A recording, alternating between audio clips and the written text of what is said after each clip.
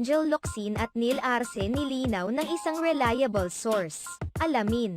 Hanggang ngayon ay naging malaking katanungan pa rin sa ilang mga netizens kung bakit bigla na lamang nanahimik sa social media ang actress na si Angel Locsin.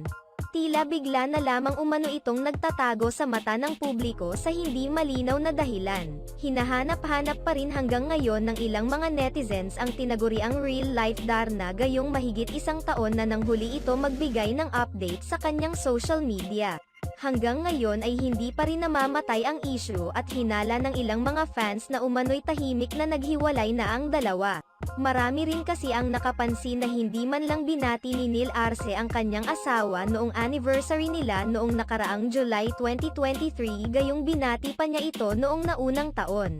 Kaya naman sa kamakailang showbiz vlog ng talent manager at veteran showbiz reporter na si Ogie Diaz, nilinaw niya na wala